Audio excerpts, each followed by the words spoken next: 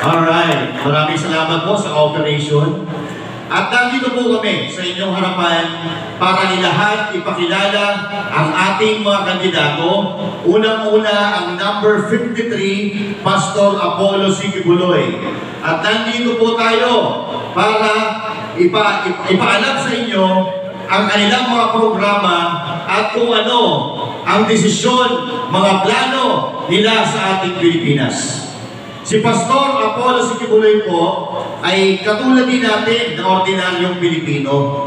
Si Pastor Apollo Quiboloy nanggaling sa Bulacan, yung kanyang mga magulang nakipagsapalaran sa bulubundukin ng Davao dahil sa sobrang kahirapan. At maniwala po kayo sa hindi, pinagdaanan ni Pastor Apollo C. Quiboloy ang kahirapan na tulad ng pinagdaanan ng mga ordinaryong Pilipino. Pumapasok sa eskwelahan, naglalakad ng kilometrong putikan para lang sa kanyang pangarap. At si Pastor Apollo Quiboloy ngayon ay tanyag na tanyag sa buong mundo dahil siya po ang spiritual leader ng fastest growing community or congregation sa buong mundo, ang KOJC.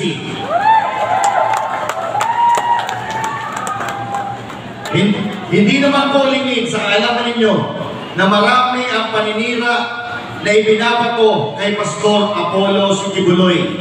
At nandito po kami, nandito po ako mismo para kondinahin po yung mga masasama na ibinabato kay Pastor Apollo C. Quiboloy.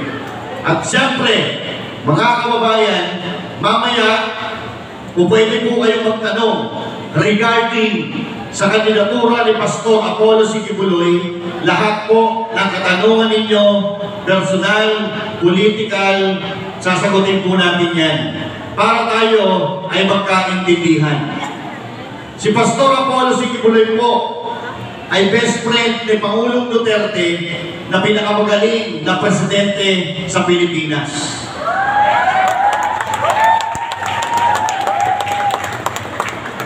At si Pastor Apollo C. Quiboloy ngayon ay nakakulong dahil siya po ay nanindigan sa kanyang kaibigan na walang iba kundi si President Duterte. At parehas po ang naging kapalaran ng dalawang magkaibigan. Ang pagkakaiba lang, si Pangulong Duterte ay nandun sa Netherlands, si Pastor Apollo C. Quiboloy nandito sa Pilipinas. Pero ganun pa man, parehas po ang kanilang pinagdadaanan ngayon. Kaya tayo, ipinapaliwanag po namin sa inyo ang katotohanan sa likod ng pagkakakulong na yan.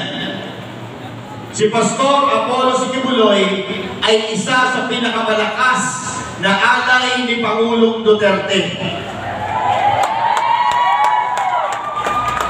At ang dahilan kung bakit nakakulong si Pastor Apollo C. Quiboloy dahil mahal niya ang kanyang kaibigan.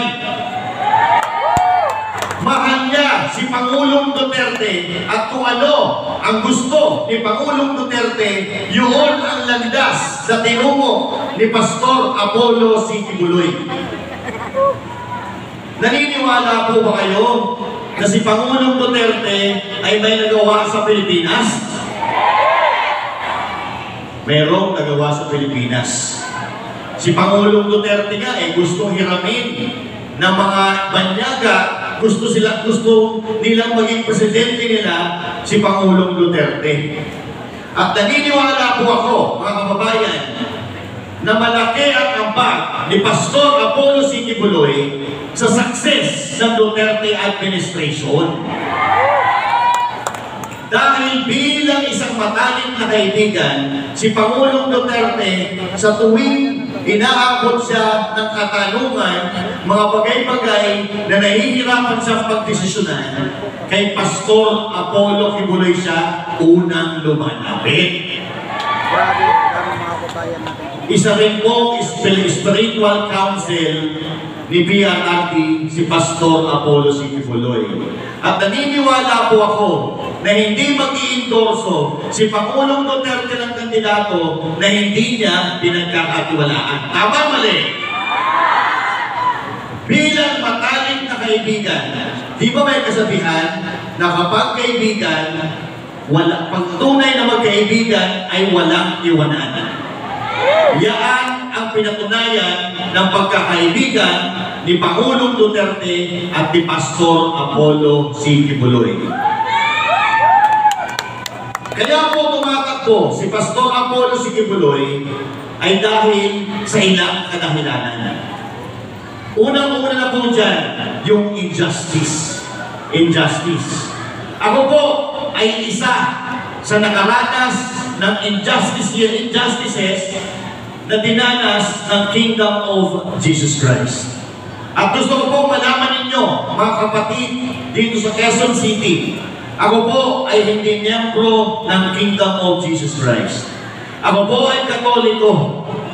And in fact, kami po ay dating mga kritiko ni Pastor Apollo C. Quiboloy. Dahil nung una, naniwala kami doon sa mga binabalita sa mainstream media, binabalita sa social media, patungkol sa katauhan ni Pastor Apollo C. Quiboloy.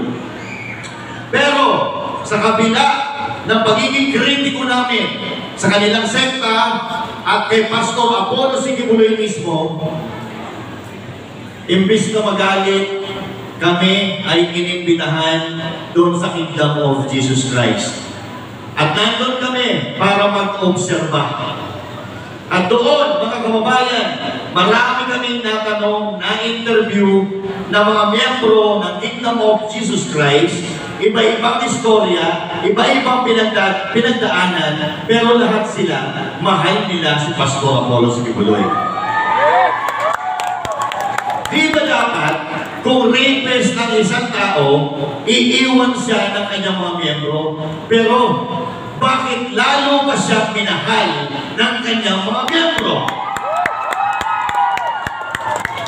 Dahil katulad nila, napatunayan namin na hindi ganong tao si Pastor Apollo C. Quiboloy. Dahil siya ay isang matinong leader. Mula 15 na miyembro, ngayon po ay naglalaro na yan sa 7 milyon na matibay na KOJC members. So tingin nyo, kung totoo yung binabato ni Pastor Apollo C. Quiboloy, sa tingin nyo mag-i-stay o lalago pa ang KOJC? Hindi na. Pero dahil kasinungalingan ang pinagsasabi nila, lalo silang minahal at ipinagtanggol ng mga miyembro ng KOJC at maging kami na hindi miyembro dahil alam namin na si Pastor Apollo Quiboloy ay matatawag na natin na hero. Bakit?